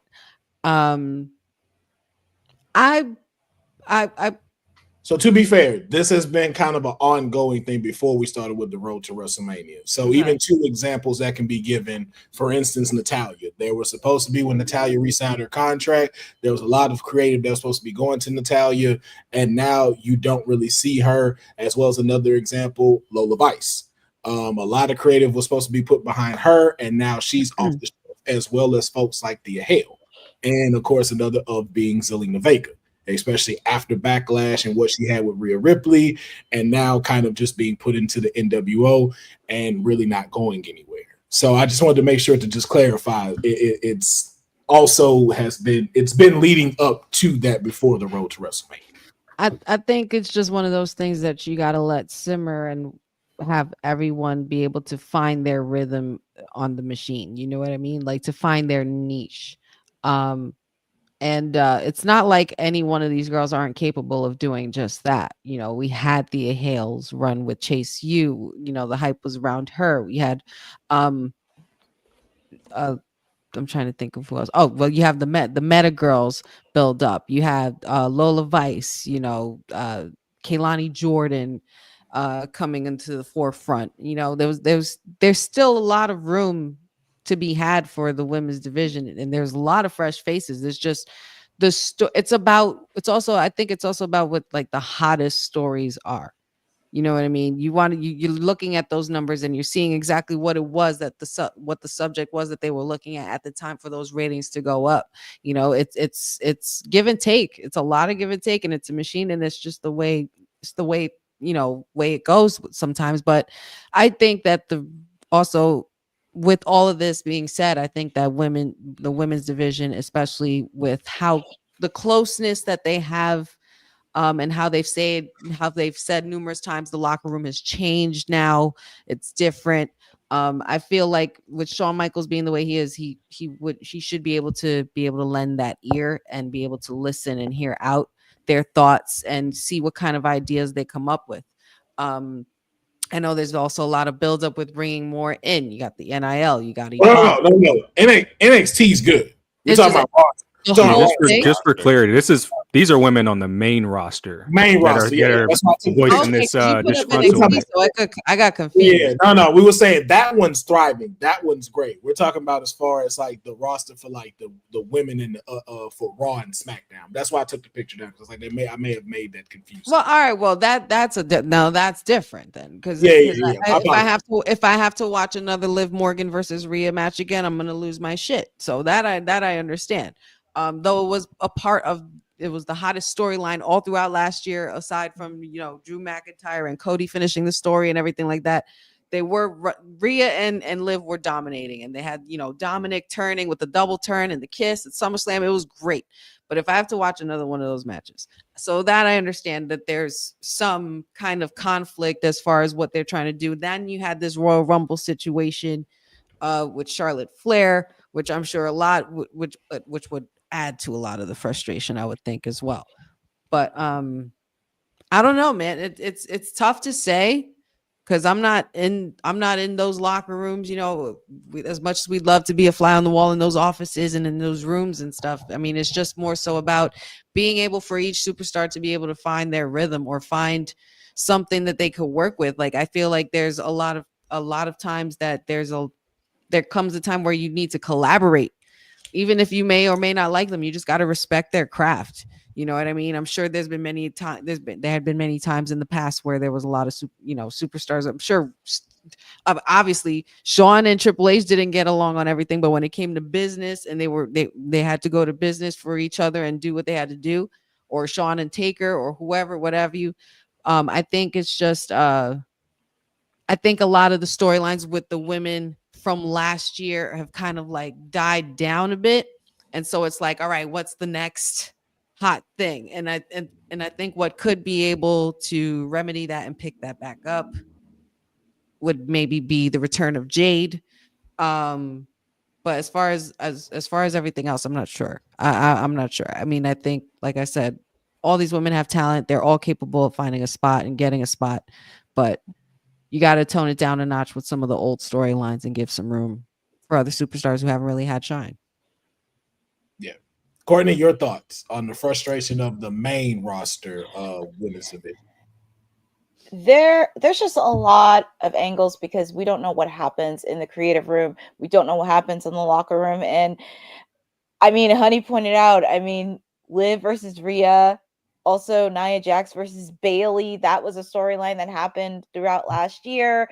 And it does get a little bit repetitive because there are some ladies I kind of want to see really get into the fray, such as a Selena Vega, a Zoe Starks, a Lyra Valkyria, even my own Poison Little Pixie, Candice LeRae, starting to get some TV shine. So it's really kind of thinking like, what storylines make sense and some storylines that don't have to involve the respective belts.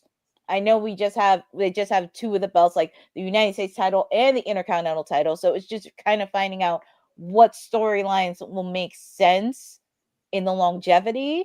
So at least every single female gets their shine on. But it's a very toss up.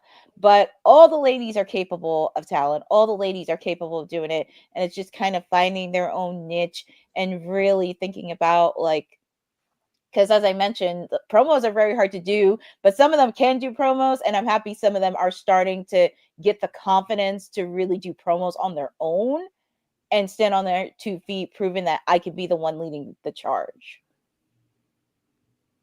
Dion, your thoughts? I think maybe just a thought. Maybe WWE creative for the main rosters like us. We're just waiting for the NXT women to get called up. Like I feel like they have so much down there that things are on hold on the main roster. But it's not like they're coming next week. It's not like they're coming to the main roster maybe this year even with NXT being on CW. So I think it's just the prospects of that because I think that's why it's more entertaining there. Because what do we talk about like almost every week? who can make the jump to Raw and SmackDown. How long will they be in NXT? We thought Jordan Grace might skip NXT and go to the main roster. So I think with all the other pieces coming in NXT, all the young talent, international talent, notable names, I think we're just I think they're like all of us. I think they're like, we can't wait till we get them. But for now, this is what we got on the main roster.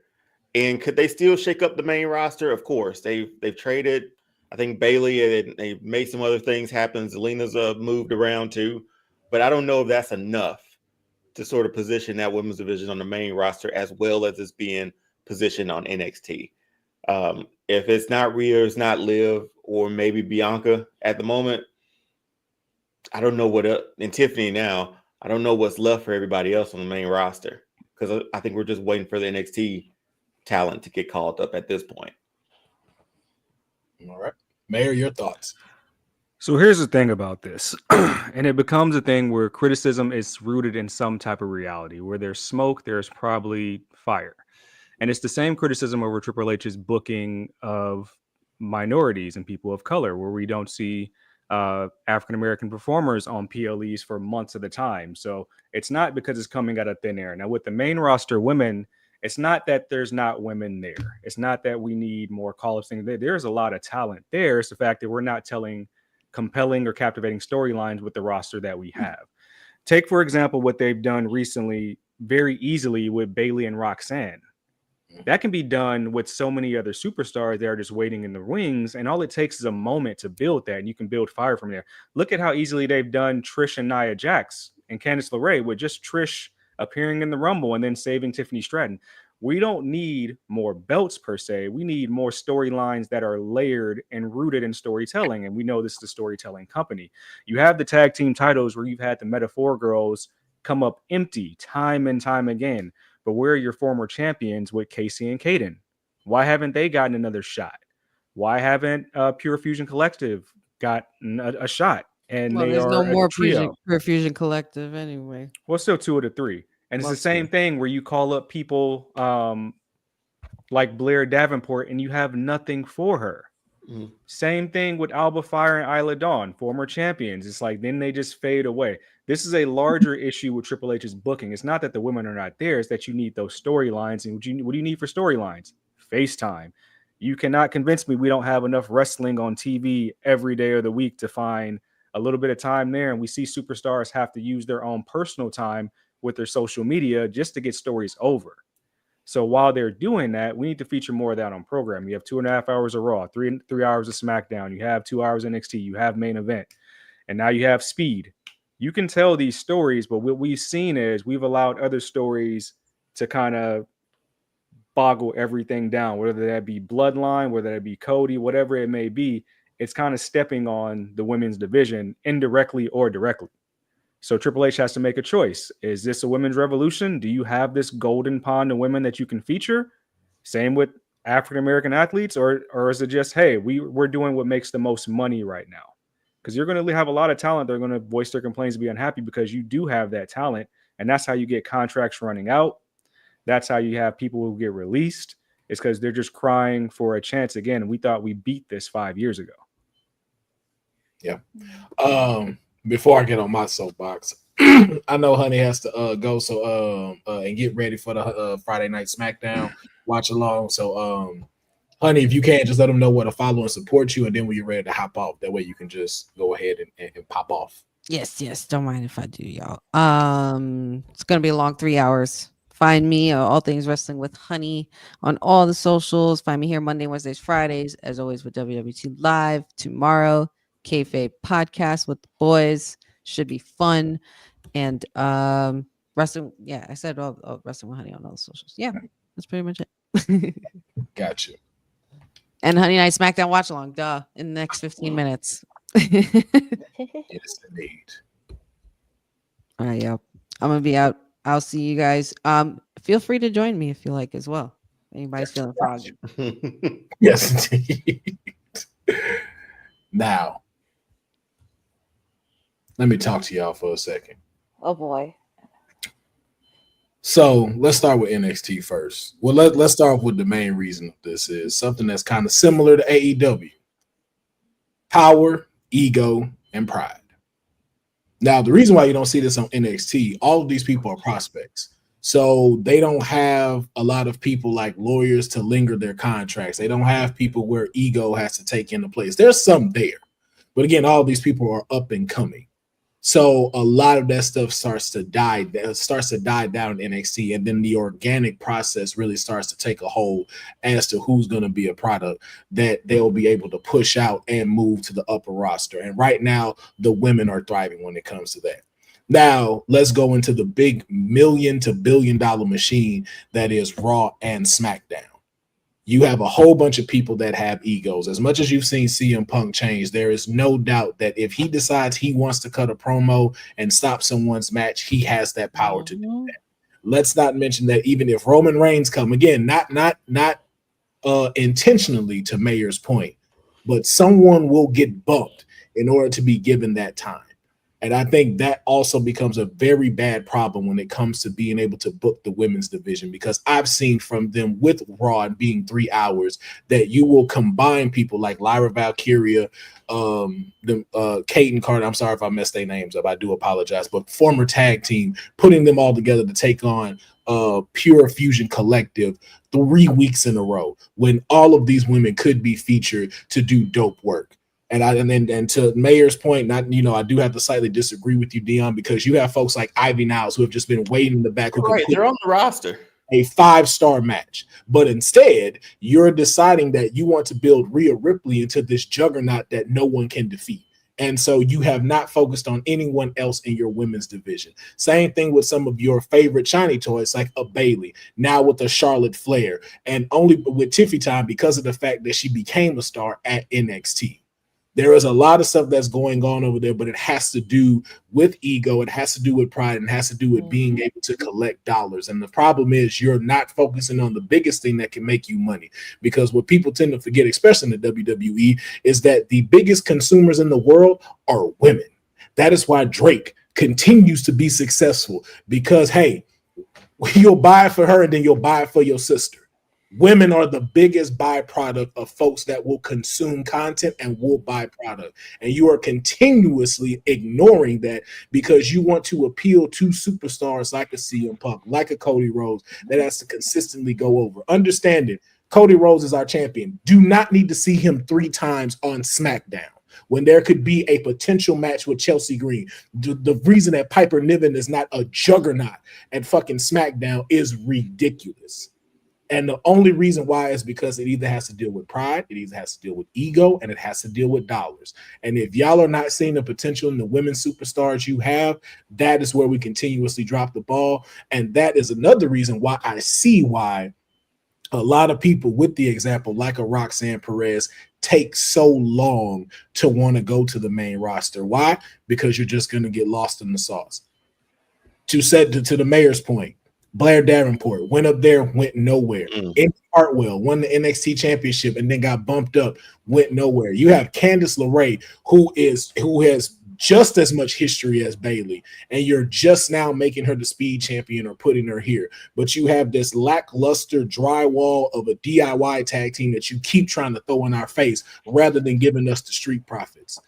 So it's a lot of creativity that I think has to go down with ego, pride, and favoritism that they are going to need to change, especially with the fact that you have such a heated division in NXT that is going to potentially have to come up. And I'm telling you this now, if y'all fucking drop the ball with this NXT roster, with Jordan Grace, Julia, Stephanie McCurr, Jada Parker, Lola Vice, all of these women who can close out a PLE, which again, you still have not done on the main roster yet, which also poses the other big question. Why aren't your women closing out a PLE? Why are you scared to pull the trigger on that?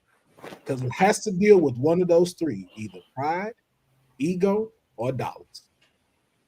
But y'all can decide in the comments below, because I don't want to stay on this soapbox for long. But I will, just to Mayor's point, if you see smoke, there must be a fire over there.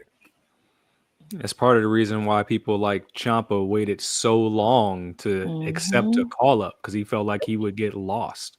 And what did they do? They put him in pink and green and paired him with the Miz for like the first 6 months. Exactly. You need to entrust in your new division. Entrust in the next step. And again, I don't know if it's creative or if it's folks there that just don't want to let it go. But after seeing Charlotte Flair win the Royal Rumble, it sort of seems like it's still kind of those same things that was there during the McMahon era. It's crazy that we are supposed to believe that Charlotte she's gonna break Cena's stuff, and I get that, whatever. But it's like she can't have her own main event outside of Becky and Ronda. Right. Yep. Like, she should be main eventing shows hand over fist if we're supposed to believe she's that strong of a character. Yeah. And even she should be bringing everybody along with her too. Like, hey, like what Becky was doing. Like, oh, I want to fight this person. I want to fight that person. Bailey does it right now. I want to fight this. I want to fight Candice LeRae today.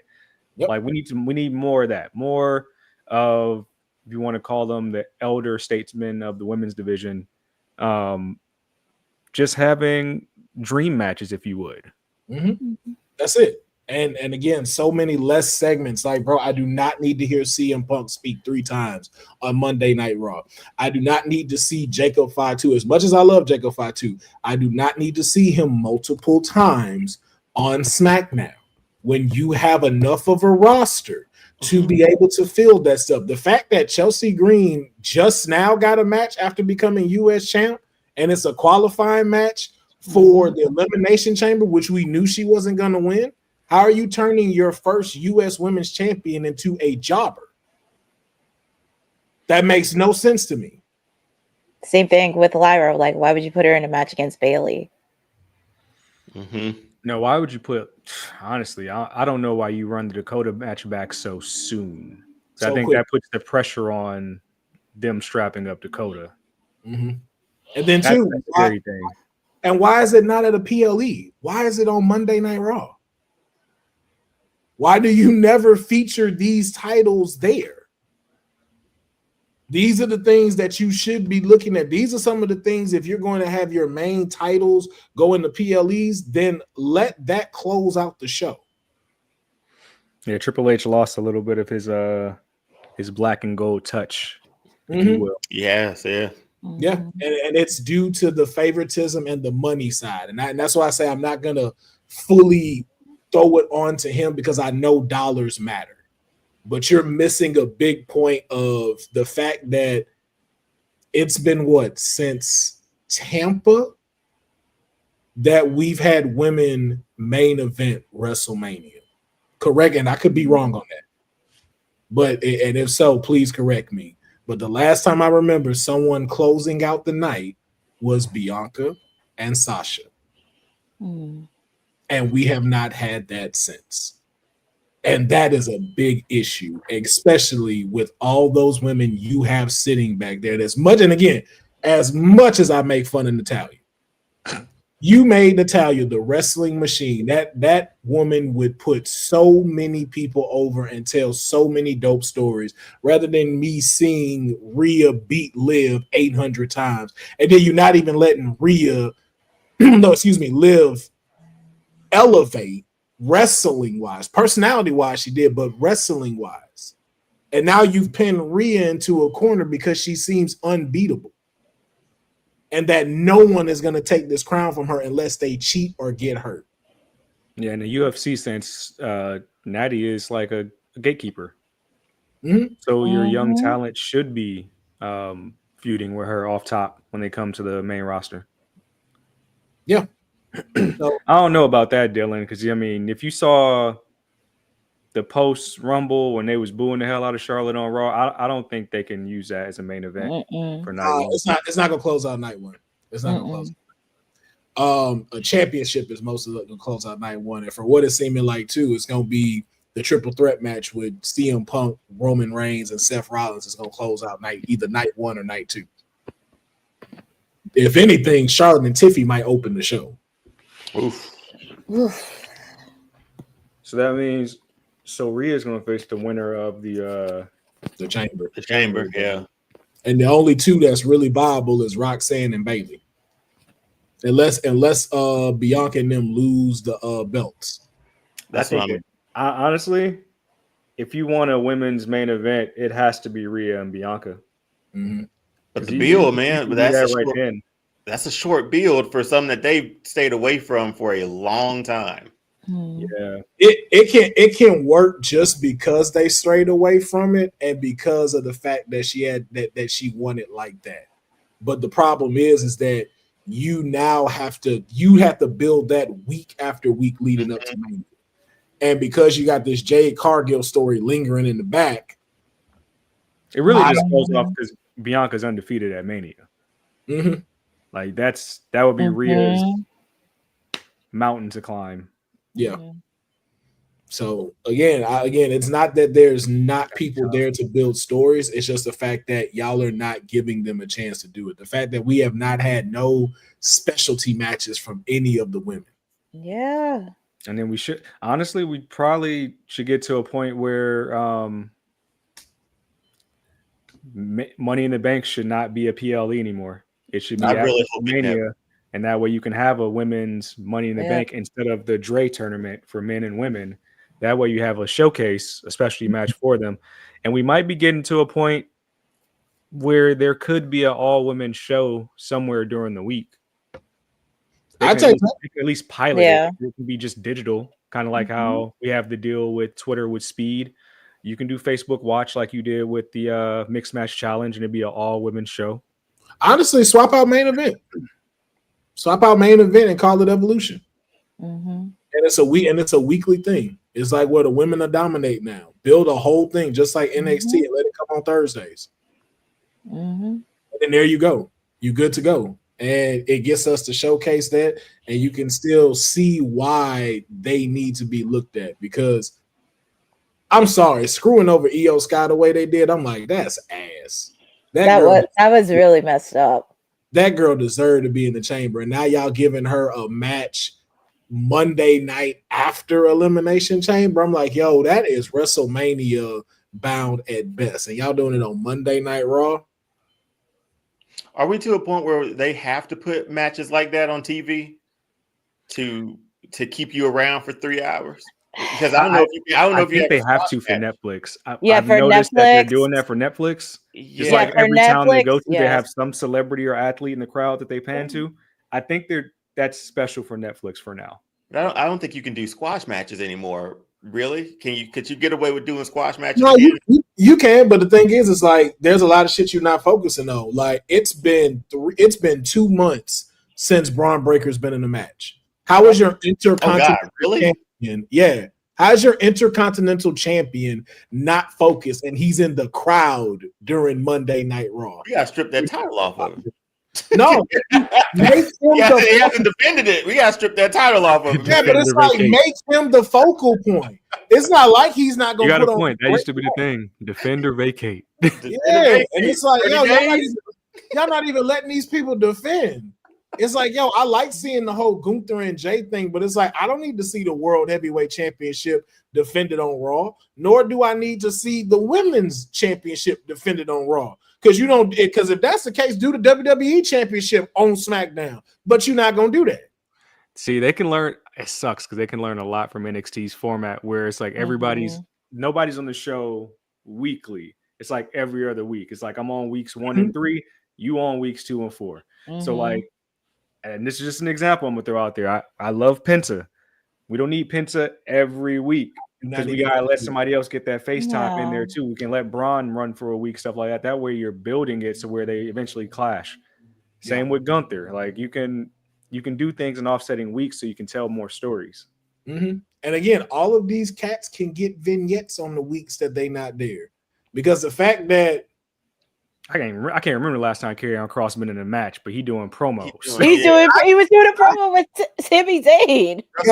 Maybe last year was his last. Yo, Shinsuke has not been in a match on SmackDown. Yep. Since he defended it against LA Knight 3 months ago. This man has not been seen except in backstage segments where he's creeping in the back. And he's your US champion.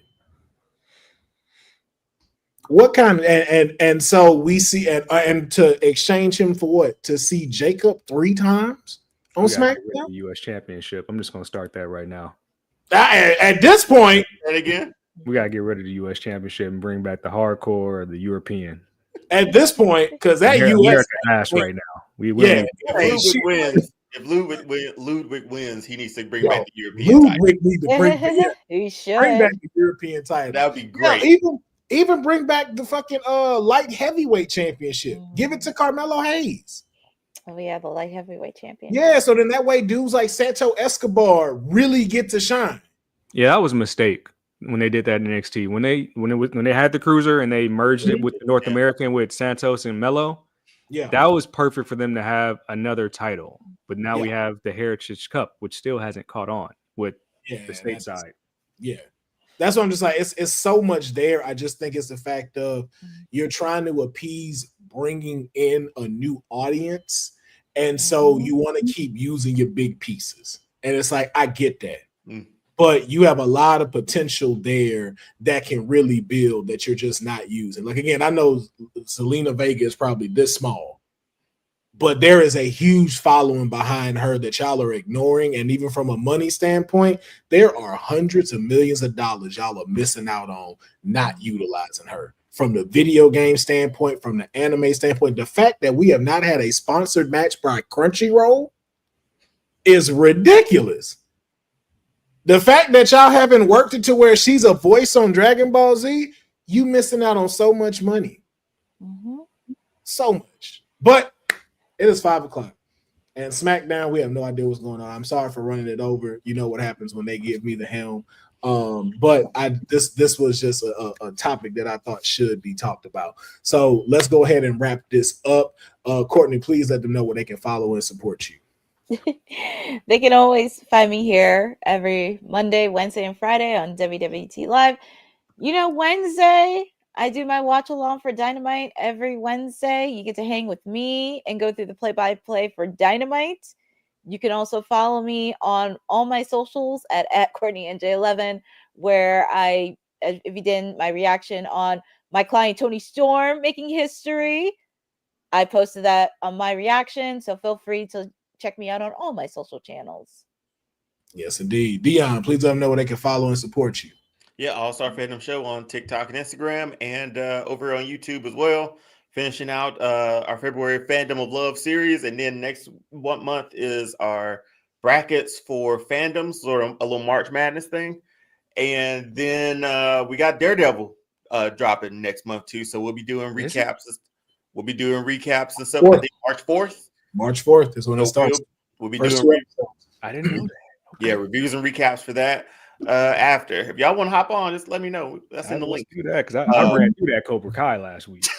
Let me tell you, Wednesday night, I ran through all 5. Ran straight through the last 6 episodes. But Mayor, where can they follow and support you?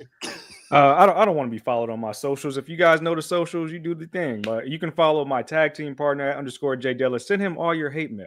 Tell him to show up. Tell him we got podcasts to do because it's WrestleMania season. Of course, I'll be here Monday night for the Monday Night Raw watch along. You can join me there. And I will be doing coaching classes this weekend for our fearless leader, the real TK. So we don't end up with another 416 story come next week. So she got an earpiece and I'm going to be in her ear.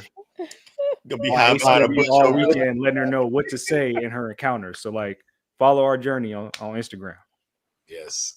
Y'all can simply find me at Yam Yam Bigelow. And you Tuesday, you know why. And I'm just going to leave it at that. But thank y'all for checking us out here on WWT Live. We already know Honey is getting ready for the Honey Night SmackDown. It is already live. So please go over there, check out the watch along because there's going to be an incredible SmackDown tonight. As we got Tiffany Stratton taking us on, Candice LeRae, the final boss is here. So thank y'all. We hope y'all have an incredible weekend, and thank you for checking out WWT, the #1 women's wrestling network on the planet. Thanks for joining WWT. Don't forget to like us on all social media platforms at WW Talk Pod. Like and subscribe on all video and audio platforms like yesterday, my G. And check out our website at www.talkpod.com. Thanks for watching Women's Wrestling Talk, the #1 women's wrestling network on the planet.